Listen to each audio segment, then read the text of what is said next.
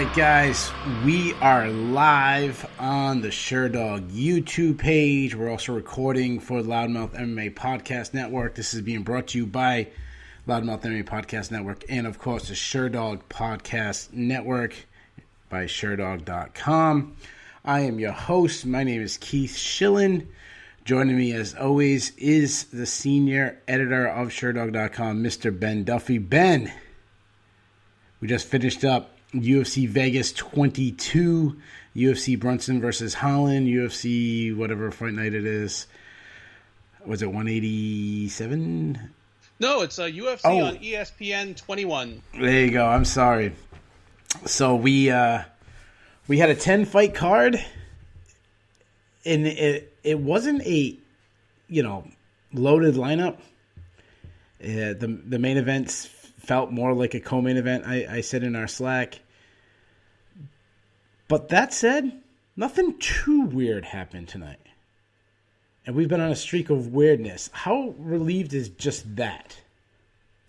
It's definitely a relief in a way. Our weirdness, I guess, took place yesterday as we had a scheduled competitor collapse on the scale and be scotched from the card day before. We had what was meant to be our actual co-main event tonight fall off, I guess, today, and like dominoes, knocked a teammate off of an even more anticipated matchup next week as Brad Riddell and Alex Volkanovski train together. So plenty of weirdness going on, but not in the cage, at least not that kind, although it was still a pretty weird main event.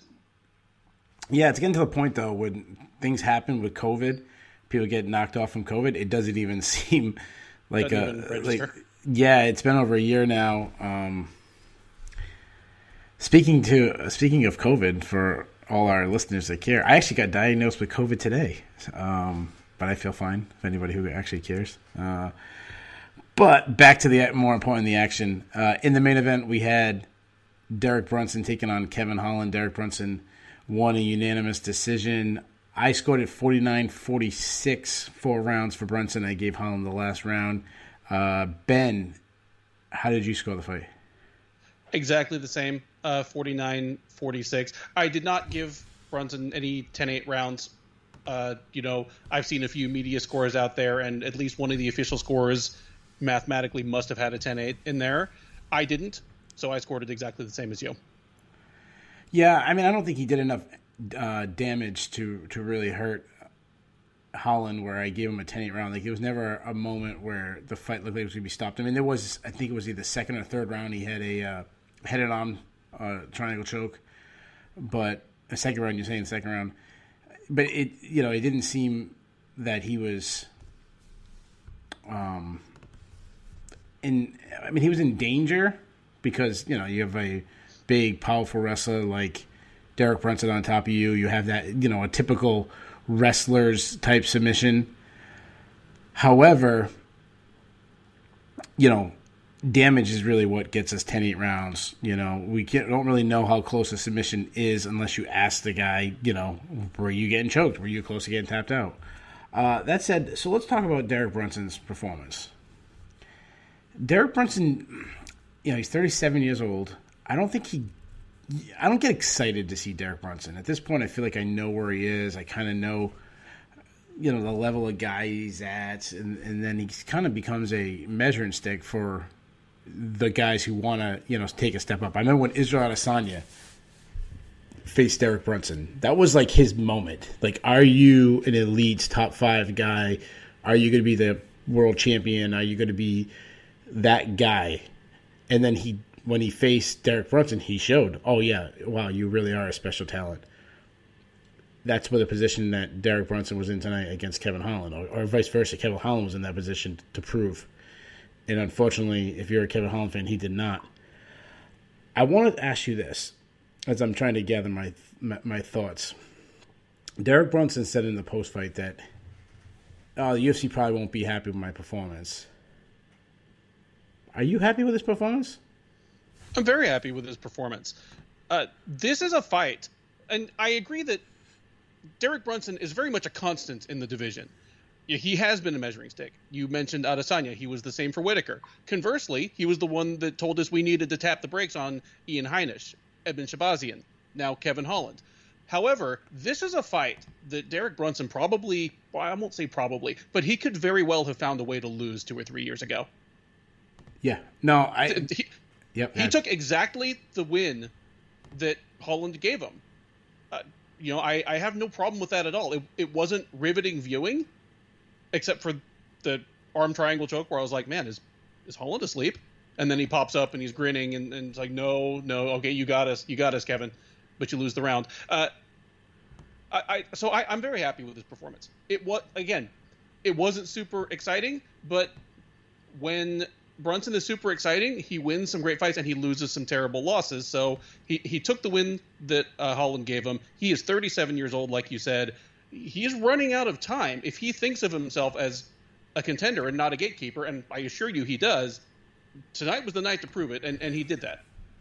Yeah, I think some things that really jumped out to me is the whole debate with, is this a sport versus entertainment? And this was a sport performance. He had an avenue of victory. It was the safest avenue to turn into a wrestling match. This is a former, I think he's a D2 national champion, or D2 All-American. I mean, that was his best route. Thank you to the guys speaking in the chat. Some of them wishing I feel better. Thank you. I actually feel fine, guys. I had a little bit of congestion, but other than that, I'm doing fine. But thank you guys, anyways. So to me, you're 37. He's what 4 fights in a row now, and you mentioned something before that Derek Brunson would have lost this fight in other matchups. Like, I don't know, he talked about gaining composure with being with Stanford MMA. Some of it just be kind of getting older. When he was rocked in the very beginning of the second round, old Derek Brunson would have started throwing haymakers and probably ran into a knee, a right hand, something he would have got put out. To gain his composure, get a takedown, continue that, not fall for any of the tricks that Kevin Holland was, which I'm sure we'll talk about in a minute, the trash talking, or even the talking. I don't think it was just trash talking, trying to distract him. He didn't fall for anything. He was laser focused. They asked him in the post fight what was Kevin Holland saying to him. He said, I don't know. I wasn't really listening to him. I was trying to hit him. If you're a Derek Brunson like cornerman, you got to be thrilled with his performance tonight. Oh, I think Henry Hoof was probably thrilled because I've watched Henry Hoof die a little bit inside when some of his fighters have crashed and burned, and that's nothing against him. It's nothing against Sanford. It's just very memorable. I've watched him, corner Anthony Johnson against Daniel Cormier twice. Yeah. And I'm sure I can think of some examples more recent than that. So I've seen what it looks like when one of Henry Hoof's pupils does not do it like they drew it up in the locker room. Tonight, one of his fighters did, and he has to be thrilled. Yeah. Yeah, and when I think of Derek Brunson, like up to this point, and still to this point, but really, this actually might be the best win of his career. And not necessarily in the sense of, name value, or not name value, I should say. More of, when we look down his career, this is the best guy he's ever faced. That guy. More of like main event, kind of an underdog. He's going against a guy that maybe 1 or 2 wins away from a title shot, and he stopped it. And it was a good performance. He won it easily. That's what I'm saying. Like, this was a big win for Derek Brunson. Yes. And when I think about Derek Brunson, he's been around for the UFC forever. He was in Strikeforce before that. He faced so many of the top guys, and he's had so many good but not great moments, or good, like performances where he was so close and then something fell off. I think of Yoel Romero. He was beating Yoel Romero deep into that fight. I think of Robert Whitaker. I mean, yes, we all remember Robert Whitaker knocking him out and kind of styling on him, but don't forget that Derek Brunson had Robert Whitaker very hurt. Yep. And almost put on. Like, there's always been these moments with Derek Brunson. He's always needed that win. Do you think he got that win tonight, or is there still a ceiling he can get a little higher? Well, I think this, if not the biggest win of his career, and it might be, it is. That's all I got to say about that. Yeah, I apologize, guys. We're having it might be something at my house. I apologize. We're having a little technical. You broke up for a second. It actually told me that it stopped, but it's back up again. That's what happens when we do live. This is occasionally going to happen, guys. We're going to occasionally lose things. We've done this, like I said, we've done this show 6 or 7 times now live. Haven't had any issues. Shit happens sometimes. The thing that I also liked about the Griffin knockout is this was a tough fight to call on paper, and that what makes it even better of a knockout because it was obviously a decisive win. It was a good test for him, and good win. Let's move on before that because this is the fight that's going to probably give me a little. We have some things to talk about. Montserrat Ruiz versus Cheyenne Bays. Ruiz won a unanimous decision. So let's talk about the ending first. So the girls got in a little pushing match, shouting match. Cheyenne Bays went straight like junior high argument. I'm going to follow you home, bitch. I think she said. I'll follow you home, bitch. Yeah. But they showed the replay, and something happened. The fight ended, and Ruiz was went over by his body. And I couldn't see what happened. Some people are saying she spit on her. I didn't see that. I'm not saying it didn't happen. I don't want to accuse someone of spitting without actually seeing spit. Did you see spit?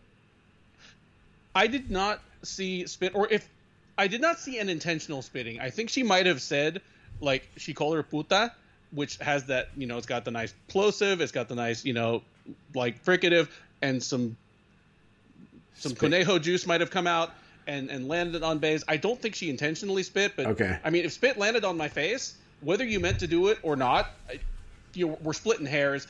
For what it's worth, she denies having spit on her. Okay. I don't know. Like, I watched it a couple times, but I'm really not that interested in watching replays of potential spitting. No, like, that's gross. It falls outside the reasons I care about this sport. Yeah. You know me, I love the drama. I love trash talk. I love the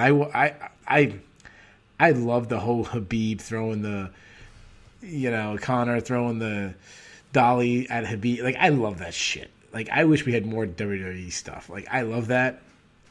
But I don't want to make drama that wasn't there.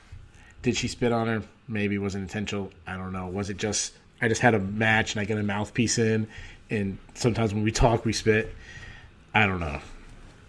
I just wanted to at least address it because I'm sure people want to talk about it.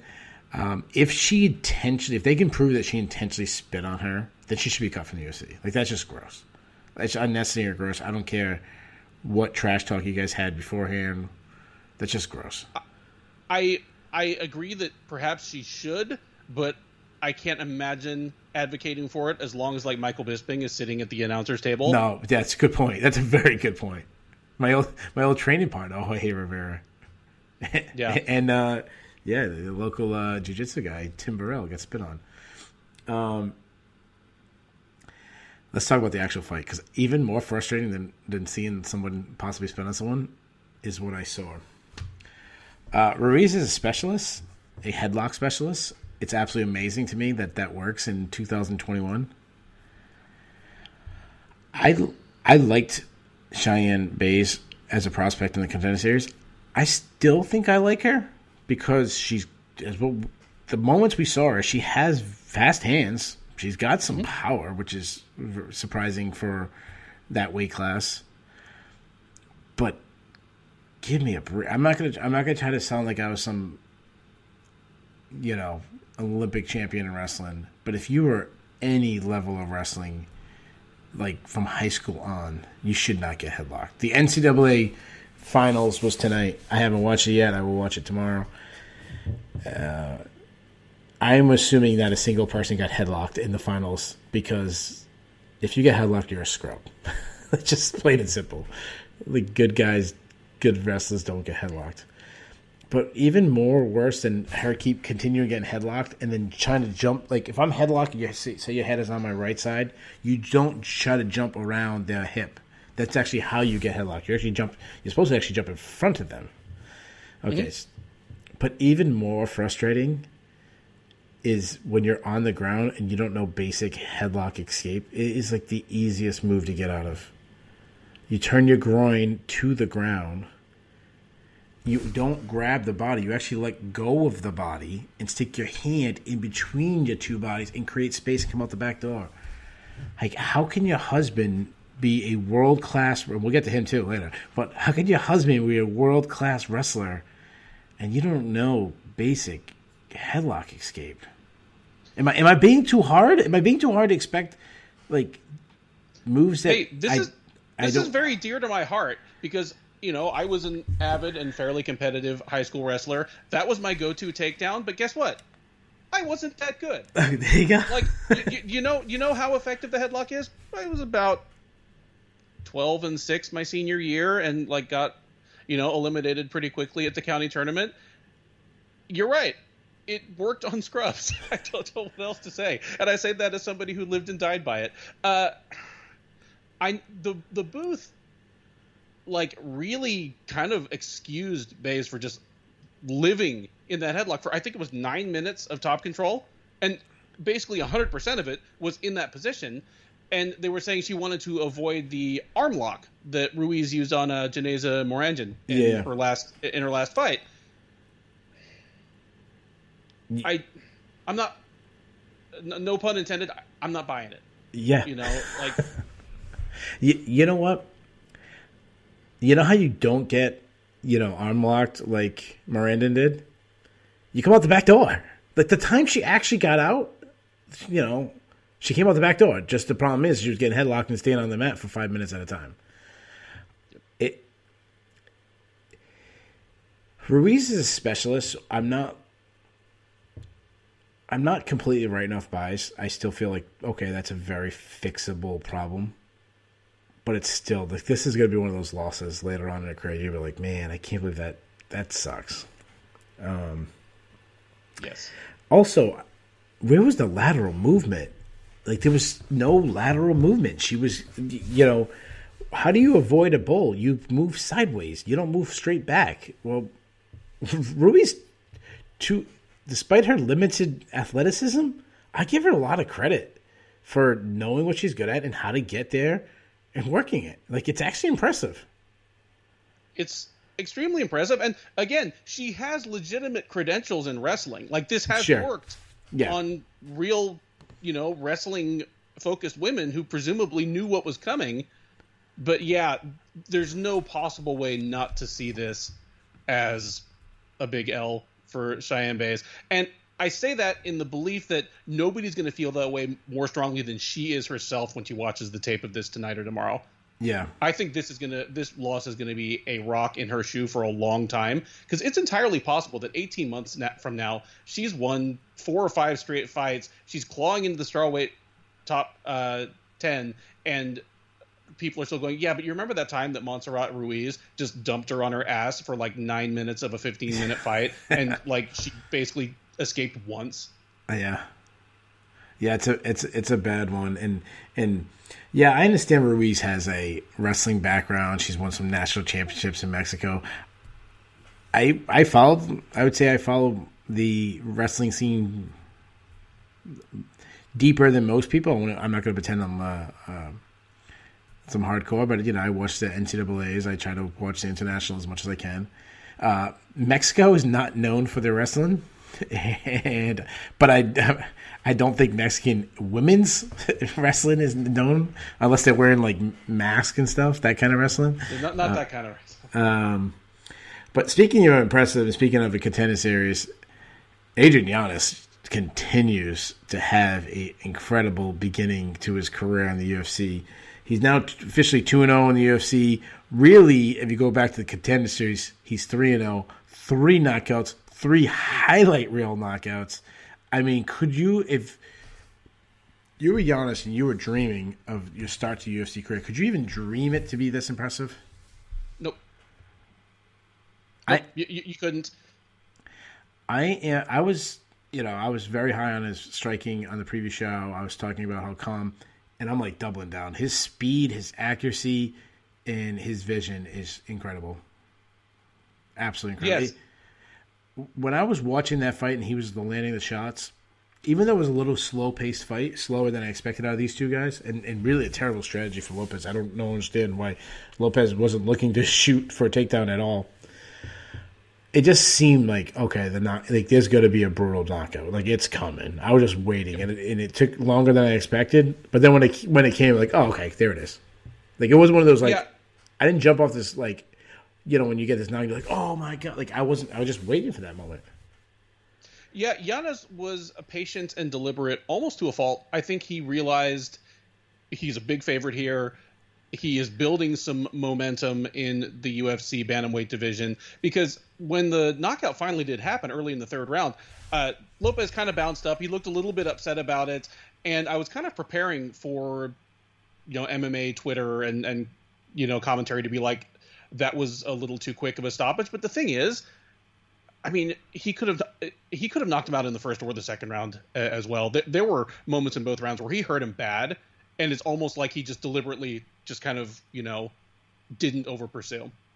Yeah, I even ahead of this fight, I was like, he's already one of the better strikers in the UFC at bantamweight. He's going to run into somebody pretty soon here that is going to test his takedown defense, is going to test his endurance and strength in the clinch. His 3 losses, like we've said before, they're all to UFC level fighters, or guys that have been in the UFC, like Domingo Pilarte, guys like Levi Miles, who probably, could or should be at some point. And they all kind of, bullied him a little bit. He's going to get tested there. But if you just stand someone in front of him to strike with them, they're toast. And I'm not going to overreact and let's go up the top 10 and, who could he knock out. But that's really all I'm waiting for, is to see someone test his ground game. Like, will he be able to get these combinations off when he's more concerned about the takedown? Because Lopez didn't even really go for it, and I thought he could have. Yeah, no, I'm 100% in agreement with you. All in all, though, I'm very high in Yanez going forward. Speaking of being very high on, a guy that you are very high on, Harry Hunsucker, did not have a great UFC debut, as he took the fight, I think, on like 3 days' notice. He wasn't ready. And I'm joking when I say Ben's boy. Mr. Hunsucker, he's not ready for the UFC. He was, lamb led to slaughter as Tai Tuivasa knocked him out. There was pressure on Tuivasa because like everyone expected him to win. And it was nice. I really like that he's really targeting the calves. That's a good sign. I think you were saying in the Slack, like, this wasn't a moment where Hunsucker, like, oh, he gassed out because he's been, 3 days camp. Like, no, this would have happened if he had 3 months. Like, it was there's levels to MMA. And is there anything else to say? Congratulations to Tuivasa. I'm glad I didn't have to watch you drink beer out of a shoe. Yeah. If the only thing I get out of COVID era MMA is that he stops doing that permanently, I will consider that a win in some ways. Yeah. Guys, I'm sorry. We got a message from like one of the listeners that listens every week. Ryan, shout out to Ryan. He's awesome. I guess we were having a lot of technical difficulties. We can't really tell on our end. Trying our best. This is what happens.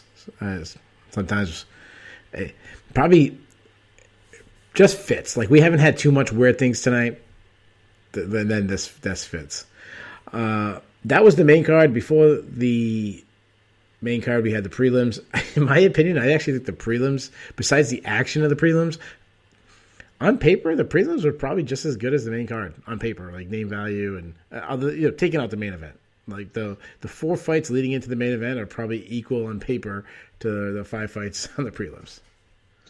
Oh, I would agree, especially once we lost Gregor Gillespie versus Brad Riddell, because that was the only fight on the main card where you were like, okay, that absolutely belongs on the main card. You can't put that on the prelims.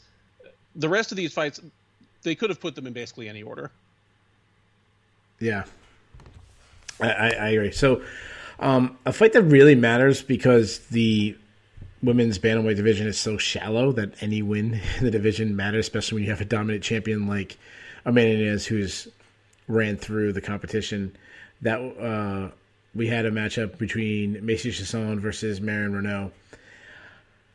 Good fight, close fight, close until I'd say the last minute. That's when I feel like Macy Chiasson really secured the victory.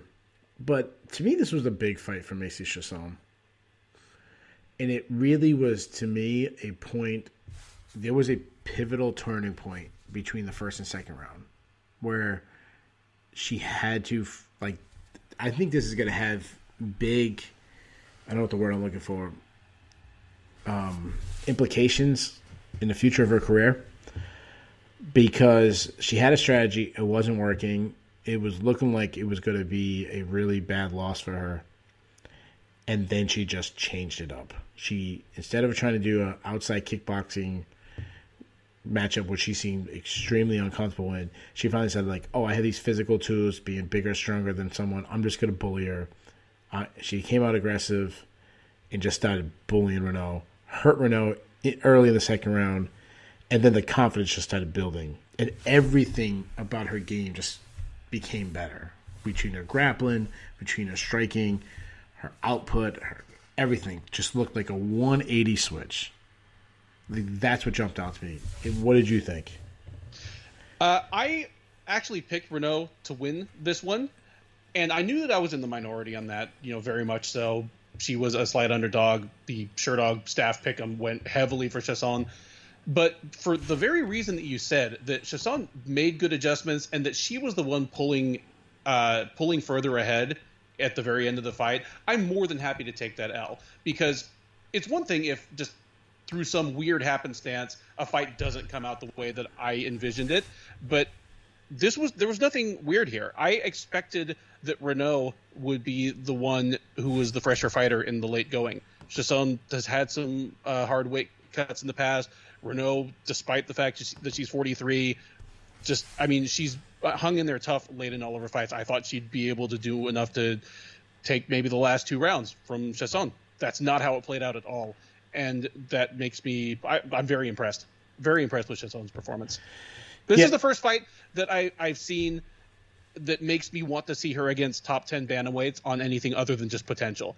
Because in the past, it's always been like, well, she's only like 4-1, but like, look how big she is and how strong and athletic. Clearly, she's a future top 10 fighter, kind of like the Megan Anderson fallacy. But this is the first one that made me go, okay. I mean, she at least fits in with the three top 10 bantamweights that Renault has fought in her last three fights. I mean, this slots in right alongside those. Yeah, the other thing that stood out to me is the improvement on the ground. And when she was taken down, she actually swept Renault, and then late in the fight, when it was pretty close, she got a takedown herself. Like, seeing those improvements. Now, I understand why anybody would want to turn her into an outside kickboxer. I mean, obvious, it's why you want to turn Stefan Struve. It's why you want to turn anybody who's tall into an outside kickboxer.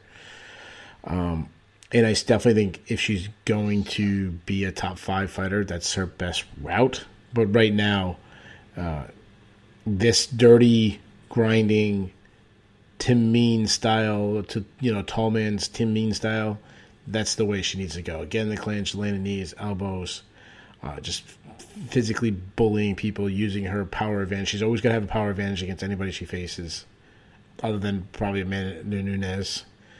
Sure. Good win. I definitely feel like she didn't make my list of stock going up, but I'm feeling a lot better about her than I did. I was really high on her coming off the contender. The Ultimate Fighter. I felt like, oh, this is someone to watch out for. And then she kind of had a little rough patch.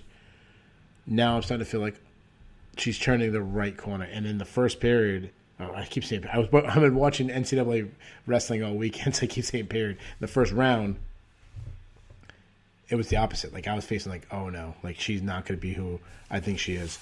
But overall, good win. Before that, really, really intriguing matchup, in my opinion. It was living up to it. Grant Dawson versus Leonardo Santos. Gentlemen, protect yourselves at all times. Yeah. So I want to talk about the commentary team for a second.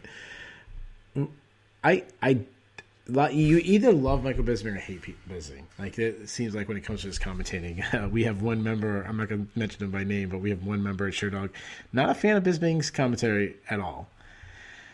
I will say this: I like his quirky kind of jokes and this and that. I actually like him breaking on the action, but he cannot score a fight, like, at all. He was talking about, like, Grant Dawson, like, if Grant Dawson did not knock him out in that 1 second left in the fight, that Grant Dawson was going to lose. And, like, lose convincingly. And I'm like, he knows, like, the first 2 rounds were both very close, that Dawson could have won both of them. Did you pick up on that at all? I picked up on... I picked up on that. The funny thing is, it turns out that Grant Dawson had won the first round on 2 of the judges' scorecards. Which I'm okay with. I had a 1-1. I had a 1-1. But I would have been okay with 2-0. I'm 100% okay. The valid point to pull out of that, because I can see what direction his mind was coming from. The valid point coming out of that to me was Leonardo Santos was fighting the 3rd round like somebody who thought he'd won the first 2. Sure. He was too comfortable. Well, obviously a little too comfortable. But even up until that last second knockout, I was like, dude, you're fighting like you have the first 2 rounds in the bag, and there is no guarantee that you do.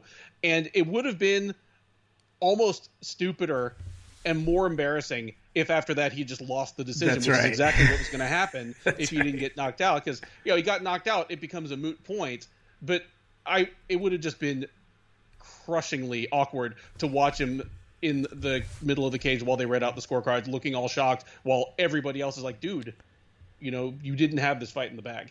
So that's the valid point to take away. Santos, knockout or no knockout, he gave away this fight. Yeah. So that's what I feel about Grant Dawson. He's very young. He's only 27. He's now 17-1 in his career, so he's got a lot of experience for his age. He's 5-0 in the UFC. He picked up a good win against Leonardo Santos. So that's a good thing. I still think his striking, particularly his boxing, needs a lot of improvement. He was losing the boxing against Leonardo Santos. Mm-hmm.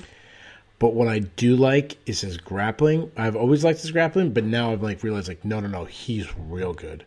While he struggled to get Santos down, when he did, he won. And Santos, say what you want, his age is up there. He's 41, I think, or something like that. This is a former world champion in Brazilian Jiu-Jitsu. This is a guy that's placed at Abu Dhabi. This guy is elite of the elite. And if we said, Dawson won the grappling. So that's what I really like moving forward. Now, 2 more things before we move on I want to talk to you about. And feel free to bring up any other topic about this fight, but can I just rant a second about ankle locks? And this goes with the Dolitzy fight too? Yes, because I was going to bring it up then. Okay, go ahead. Yeah, let's take the lid off. Can we put them together? We'll put them together real quick. Actually, let's pause that real quick. I thought the Clay Guida call out was kind of weird. I feel like you're 5-0 in the UFC. You've kind of passed Clay Guida, unless he wants an easy win. And I understand that people say, name recognition of Clay Guida. His name don't ring like it used to. Anyways, I think there's probably about 3 or 4 people in MMA today that should drop down on ankle locks. Everybody else just should stop doing it. It never works. It never works, and you get punched in the face, and you lose rounds, or in this case, you get knocked out. That's my rant. Unless you're Ryan Hall. Well, yeah, I guess the problem with it is that the gap between I'm fine and the fight is over with an ankle lock is so narrow that if you are working for one for a full minute and you don't get it, you've probably lost that round. It's not like you've got someone in a guillotine or you've got someone fighting off a rear naked choke for a minute. Because audience and more importantly judges, they see the guy turning purple and struggling for his life and the booth losing their minds, and you're like, okay, even if he doesn't get the submission, he's doing damage. He's forcing the other fighter to react. He might be winning this round. Yeah. With an ankle lock, they're so arcane that, it's like, okay, the one guy's kind of sitting on top of the other, but the announcers say that the guy on the bottom actually has the other guy in a lot of trouble, but then, they both get up and they're fine. Yeah. That's one option. The other option is someone taps frantically and crawls across the cage like a deer that's been hit by a car. Those are the two outcomes of an ankle lock. Yeah, that's right. That's right. So, yeah, I kind of agree with you. Yeah. I think this should be only 2 times in a fight you should go for anything. And when I say ankle locks, I'm talking heel hooks. I'm talking anything, basically, even knee bars I'll throw it in there. Basically, anything lower body submissions. There's only 2 times, I think, that should happen. There might be one other ones I can't think of, but off the top of my head. If you're on, say you're on top and you hear that click, click, click of the round ending, if you want to jump down and try to get the ankle, because if you get it, you can end it in 1 second, 2 seconds, 3 seconds. Yeah, that's your half-court buzzer beater. Yeah, exactly. Well yes, perfect example. Yeah. Or if it's deep in the fight, you've been getting your ass handed to you. You're done, and you need a Hail Mary. Okay, fine. Drop down an ankle. You're on the bottom. You're rolling. You're getting hit. You want to try something, sure. But when you're in a close fight and you go, I mean, I don't remember the last time I saw a close fight where someone dropped down and they landed it and won the fight, or did enough where they won the round. Like, it's usually a fight will be lost by someone dropping down an ankle, and you're like, what are you doing? That's what I felt. I mean, I understand where Santos was. This is more about the Dolidze than the Santos, because Santos was on the bottom. It was 10 seconds left, 5 seconds left, whatever it was. Anyways, so that's perfect transition to Trevin Giles versus Roman Dolidze. Really close fight. Let me ask you this. How did you score the fight? I scored it 29-28 for Giles. Okay. I did score it for Dolidze. Okay. But I'm 100% okay with Trevin Giles winning that one, because Dolidze won the first round. Giles probably won the second round because Dolidze was winning the fight, decides to drop down an ankle. And then the third round, to me, I understand some people thinking Giles landed enough on the feet to win it. I thought a couple takedowns from Dolidze won it. But to me, it's as close of a round as come. I'm okay with it. It is, and I'm also fine with somebody giving that round to Roman Dolidze, because it was frustrating to me to see Giles fight the third round that way. I think that round was more competitive than it needed to be. Yeah. The issues I had with Giles, where he had a moment to really kind of pull away, it was the continued not lateral movement, and also same thing we talked about Kevin Holland, is he was falling into his punches. And that's why Dolidze was able to grab him, get behind him, have these moments, because he was just overthrowing. And that happens a lot when you get tired. And also, like, you throw that hook that's just going to be a little short, so you kind of lean into it a little bit more to try to connect. I mean, I get it. I've done it in the gym. Everyone's done it in the gym, like, overthrow your punches. It's just a very natural thing. It just sets you up to get countered with either punches. That's where a lot of knockouts come. When we talk about Derek Brunson, he's the king of overthrowing his punches or getting taken down. That said, Trevin Giles is now on a 3-fight winning streak. So on a 3-fight winning streak, obviously makes me happy for him. We've been over this in the preview. He is a local guy. He's a local guy that, I've talked to, at least several times, been out to his gym and talked to him. I know his coach, and, so on a personal level, it makes me happy to see the guy doing well. Having said that, this has been a white-knuckling type of 3-fight winning streak. This is a winning streak that does not inspire confidence. That's right. It's like the most... Well, just all these fights, they feel to me as though they were all closer than they needed to be. Like, even the ultra-short notice James Krause fight, he was in more danger than he needed to be. That's right. Fight. That was a close fight. At the end of the second round, I was like, Giles is going to knock Dolidze out in the third round. Dolidze is they're both tired, but Dolidze is more tired. He's just kind of flopping all over the place. Giles' hands look sharp because, man, his hands look really good tonight. He's going to bust him up. This thing's over, and instead, Dolidze is getting takedowns. The round is closer than it needs to be, to the point that some people scored it for Dolidze. Yeah, it's a white knuckly kind of 3-fight win streak. Yeah, that's right. It's uninspiring, performances. It was like when the Steelers were winning games in the NFL early season. Like when they were undefeated, you're like, they're beating crappy teams. They're barely beating them. They're going to lose soon. Like that's how I kind of felt with this. And Delicia, I really wonder, you talked about him getting tired. I wonder how much of that is because he moved down in weight. Like, I don't know if he's someone who needed to move down in weight.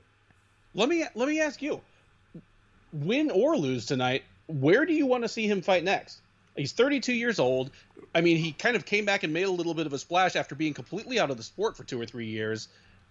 He looked much smaller than he did in his light heavyweight fights. But, I mean, what weight class do you want to see him in next? That's a tough question because I would probably keep him at middleweight because it's, like, if you want to crack in the top 10, it's probably easier right now to in middleweight. You know, there's been have a little bit of resurgence in the weight class of light heavyweight. It's definitely not that I think he's a title challenger in either weight class, but like I'm always thinking that way. He's closer to a title shot at middleweight. So I would encourage. I don't know. I think his style is always going to make him be tired, no matter what weight class he's in, because it's a grinding, heavy wrestling style. Like you're always going to slow down. I don't know if the weight cut was the difference. Where would you want him to fight at? I lean slightly towards agreeing with you, especially if he's like, okay, I'm just going to lock in at 185 from now on and make some actual changes in his body other than its water content to make that. Because, yeah, I agree that if you'd asked me a year or two ago, I would have been, oh, dude, light heavyweight. They need people who can win 3 fights in a row and haven't already lost to John Jones. But now that Jones has moved on, all of a sudden people like Teixeira and Smith have new. It's an intriguing division. It's intriguing now. Even though it doesn't have the name value of John Jones, I'm actually more intrigued. It's because it's wide open. Yeah. So, yeah, if he feels he can do it comfortably or he wants to make the commitment to, again, just kind of changing his training and nutrition regimen so that he can more comfortably make it, yeah, go for it at 185, I guess. Yeah. Speaking of being uncomfortable, Jesse Strader was uncomfortable in his UFC debut. Montel Jackson, there's levels to this. This was a mismatch. We said it on the previous show, and it really lives up to it. As soon as Jackson dropped him the first time, it was one of those, like, I went from being a MMA fan where I'm, excited to see a knockout to, like, feeling bad. Like, yeah. Like, this was like the first day of like Taekwondo and the black belts going against the white belt. Like this just wasn't fair. It's not fun. Wasn't fair. Wasn't fun. And the thing is, it's not just that. Okay, Strader sucks. He's not ready. There's a possibility that he just needs he needs more seasoning, and even taking the difference in experience aside. Montel Jackson is a miserable matchup for the way that Strader has won matches so far. Because kind of the same thing I said about Adrian Yanez. Jackson, if he wants to move much further up this division, he's going to have to deal with people who are going to be determined to get him to the ground. Mm-hmm. And we'll have to see how he reacts to that. But Jesse Strader ain't it. No. I'll say that I don't think Strader's UFC level, and I think not only do I think he's not UFC level, but I think Montel Jackson's a good prospect. So it's kind of like the double thing going against him. Mm-hmm. But as we say about this, when we have a guy who's a big favorite, there is some pressure that you have, and this is what people expect of you, and then you don't even get credit when you do it. So before that, JP Buys versus Bruno Silva. What a great performance by Bruno Silva. Bruno Silva. It's funny because there was a part where it seemed like JP Buys was starting to get his timing, started to slow him down, and the speed and the power of Bruno Silva was tremendous tonight. Yes. And I think you and I both feel that it was surprising how little JP Buys committed to the wrestling. That was my next note, yeah. But even the time that they spent wrestling and grappling, Silva more than held his own. I thought he looked great there. Yeah.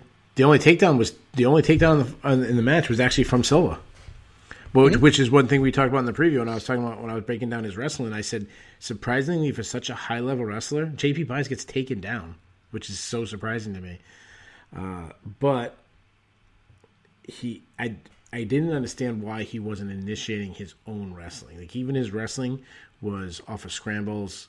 It was a defensive mindset. He wasn't initiating shots himself. And when you saw Bruno Silva lose his last 2 matches, both close, but he was probably lost because of being taken down to, especially in your UFC debut. I don't know if he was trying to make an impression or what, but when I would have thought after he got his clock cleaned early in the fight that would turn into, oh crap, maybe I should go do what I'm really good at and turn into a wrestling match.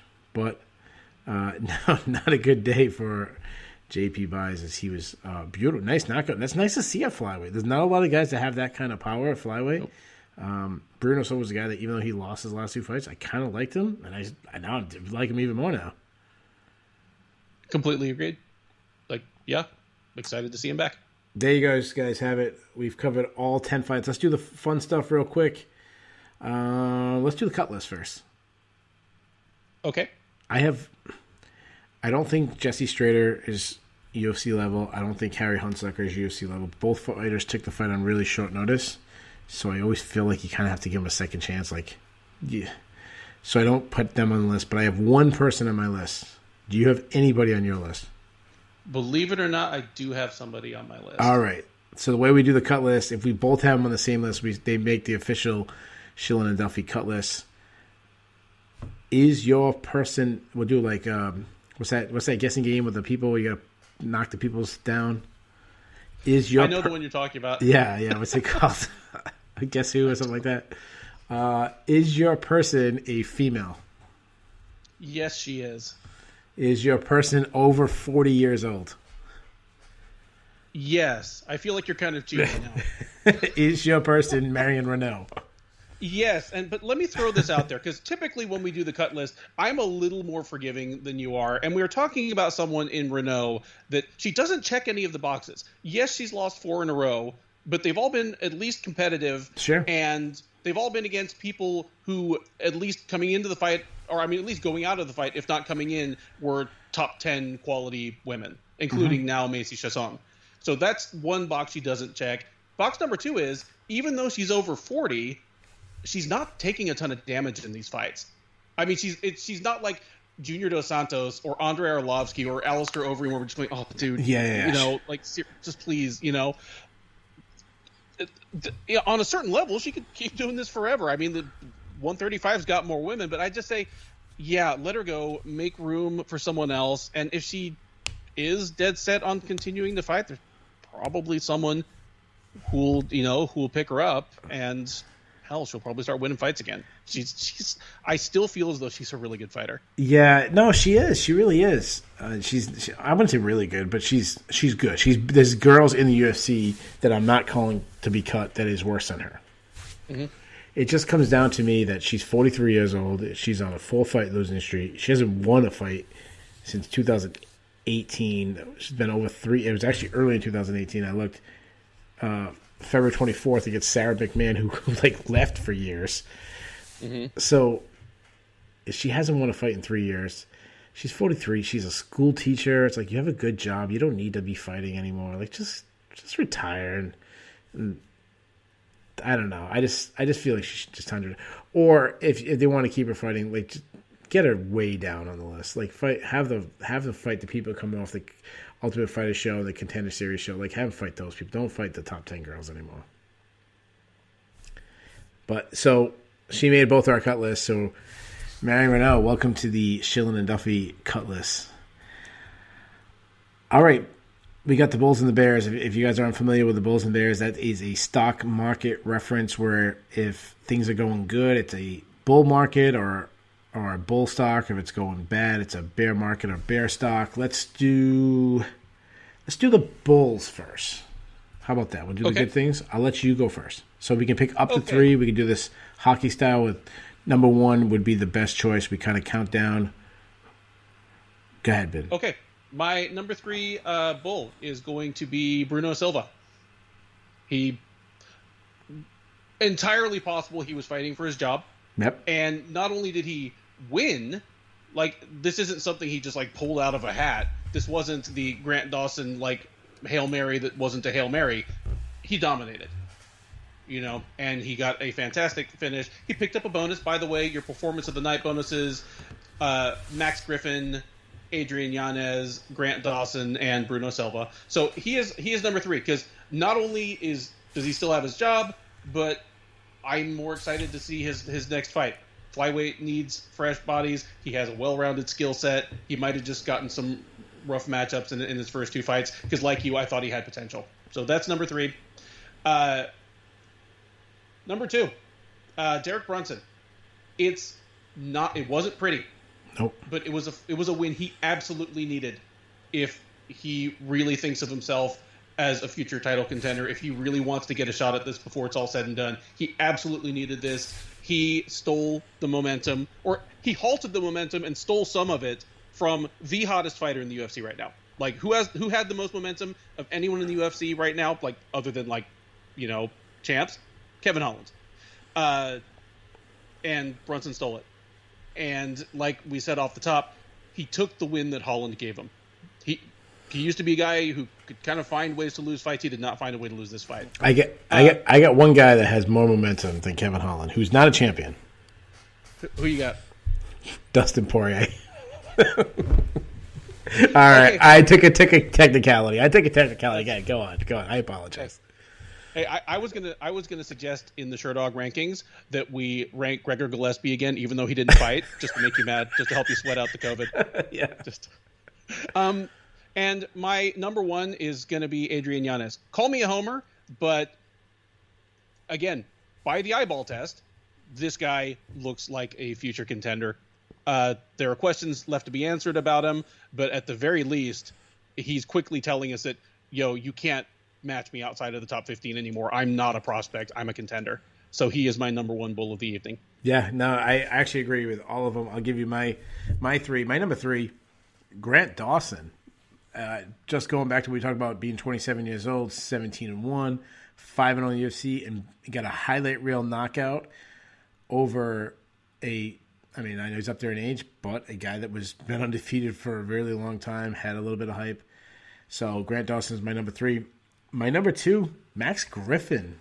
Back-to-back knockout wins. Max Griffin has a little bit of fan favoritism. I think it was a little crazy that Jeff Neal knockout, especially if you want to keep your winning streak alive.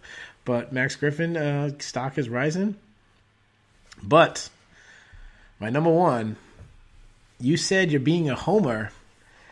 I don't think you're being a homer enough, because my number 1 is not just Adrian Yanez. It's all of Houston MMA, as the Houston fighters went 2-0 on the evening.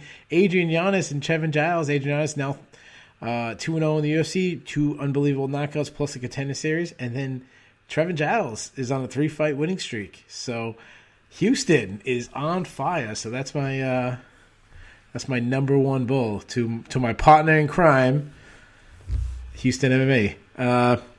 Move over to the Bears now, guys. This is the people who did not have a good night. I'll go first this time. Not counting the matchup between Baez and Ruiz, where the 2 UFC debutants were fighting each other. My number 3 bull is UFC debut fighters. JP Baez, Jesse Strader, and Harry Hunsucker all went 0-3. So not counting the matchup between the 2 debuting fighters going against veterans went 0-3 tonight. My number 2 is 40-year-old fighters. Leonardo Santos and Marin Renault, both over 40, both went 0-2. But my number 1 bull saying they did not have a good night, this guy is actually making the list a second time. And this is the married couple. The Baez family went 0-2. Both fighters struggled with fight IQ. They dreamed of making their debut together. I don't think they dreamed of them both losing matchups. So not a good night for the Baez family. Ben, what are your bears for the night? Well, for one, I agree with all of yours. Like, I would, I'm not going to pile onto the Baez family because, hey, they are actually dealing with a thing right now. They just lost a significant chunk of their planned income for, the next portion of the year. They both got to bounce back from losses.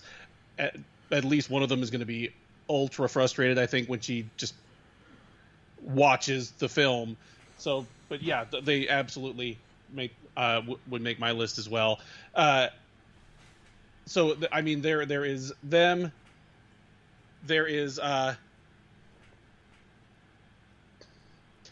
I mean, they're my bottom. They're my bottom two, and my number one is Kevin Holland. Like,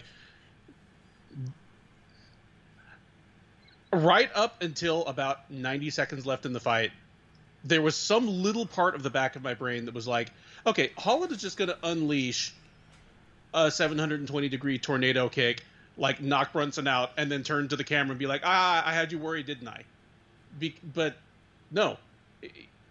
As frustrated as Cheyenne Bays is probably going to be watching the video of this, I have to imagine Holland will as well. I don't know if he would have beaten Brunson if he came in and fought to his best advantage, even though I certainly picked him to. But he can't possibly watch this and think that he gave himself the best chance to win. I think he flat out gave away the first 3 rounds, and even his sense of urgency later in the fight, I have to like put that in air quotes. You know, like, and I'm with you. I like the shtick. I like the just joyous way he approaches the fight game. I can take or leave trash talking in general, but what I like about him is it reminds me a little bit of the things I loved about Yves Edwards. He was there to have fun, but it wasn't necessarily at his opponent's expense. Like, if his opponent wanted to smile and laugh and have some cookies with him, like after weighing in, like, you're invited to Yves Edwards' party. I feel as though that's Holland's thing as well. You know, it was just kind of a good-natured joshing, but it's not a good look for him to still be just like grinning and laughing and just flat out like turning his back in the last 10 seconds of the fight and being like, fuck this. Especially in a fight where, hey, guess what? We had a knockout with 1 second left right. About an hour and a half earlier. It's a bad look. So he's at the top of my list. He'll be back. I still think he's, you know, a top 10 fighter in this division, if not right at the second, just he's a top 10 quality fighter. But this was a step back. You know, broke a 5-fight winning streak. All right, last question tonight. What was your grade for the card? The main event drags it down. Yeah, quite a I agree. bit. The loss of one of the fights I was more excited for drags it down. I'm gonna give this one just a straight C. It at least had the good grace to be pretty short. Yeah, we're close to the same range. I put C+ just because of how spectacular some of the knockouts and some of the stuff that happened on the prelims. But it had a ceiling to it based on fallouts, and you know, I always need some kind of shuffling of the rankings and stuff. So yeah, all in all, I give it a C+. So there you guys have it. We have covered all the fights from UFC Vegas 22, UFC Brunson versus Holland. I apologize for all the technical problems we have. Like I said, we didn't notice on our side, but obviously multiple people message us. That's the case. That's the thing about doing it live. It seemed like people generally, for the most part, have been enjoying the live experience. It's going to happen sometimes, guys. We apologize. We'll be back next week. Hopefully we'll have all those technical problems out of the way. And I think we should. We've only had technical problems one time, so just a weird night. Because next week we have a big card. We have the rematch, the heavyweight showdown, UFC 260, Stipe Miyotic versus Francis Zangano. Ben, I'm not going to make you make a pick, but we're doing a preview this week. Are you excited to do film study on this matchup? I am, and I'm still bummed that we lost the people's main event, Volkanovski versus Ortega. I know. That was the one. When I write down people's, I always do film study the same way. I write down who I think is going to win before I do film study. That's the one. I don't know which name I was going to write down.